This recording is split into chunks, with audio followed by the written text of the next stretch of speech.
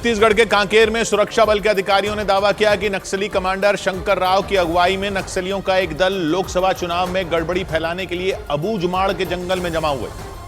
2 दिन पहले सुरक्षा बल के जवानों ने अबूझमाड़ के जंगल में एक ऑपरेशन चलाकर 29 नक्सलियों को ढेर कर दिया था।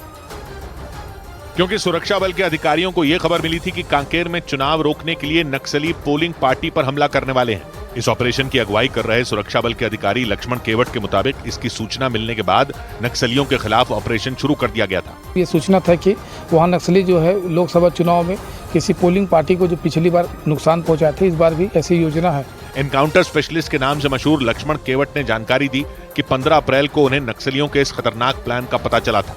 इसके बाद 16 अप्रैल को करीब 400 जवान नक्सलियों को घेरने उनके गढ़ में घुस गए, लेकिन नक्सलियों को उनके आने की सूचना पहले ही मिल गई थी। इसीलिए नक्सलियों ने जंगल में बम लगा दिए थे। नजदीक पहुंचते ही उन्होंने फायरिंग शुरू कर दी थी। हम लोगों ने आत्मसमर्पण के लिए बोला, पुलिस की उपस्थिति बताई, लेकिन वो लोग लगातार फायरिंग करते रहे। जंगल में करीब 50 नक्सलियों का जमावड़ा था और वो लगातार फायरिंग कर रहे थे। इसी वजह से सुरक्षा बल के जवानों ने भी उन पर गोलियां चलानी शुरू की, जिसमें 25 लाख के इनामी नक्सली कमांडर शंकर राव समेत 29 नक्सली ढेर हो गए थे।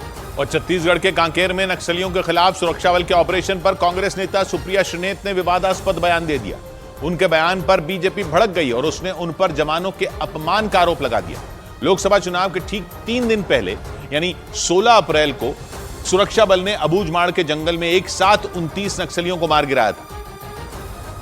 लेकिन नक्सलियों के खिलाफ सुरक्षा बल के इस ऑपरेशन पर सियासी घमासान मच गया, क्योंकि कांग्रेस की नेता सुप्रिया श्रीनेत ने इस ऑपरेशन की जांच की मांग करते हुए मारे गए नक्सलियों पर विवादास्पद बयान दे दिया। मुझे लगता है इसकी बिल्कुल गहन जांच होनी चाहिए और उन सब लोग जो शहीद हुए, हमारे सुरक्षाकर्मी भी कुछ घायल हुए, उन सबको हमारी संवेदनाएं हैं। उनके इस बयान के सामने आने के बाद बीजेपी उन पर भड़क गई। बीजेपी ने कांग्रेस पर सेना और सुरक्षा बल के जवानों के अपमान का आरोप मढ़ दिया। नक्सली में आपको शहीद नजर आता है और जो सेना के हमारे शूरवीर हैं उनमें सड़क का गुंडा याद आता है।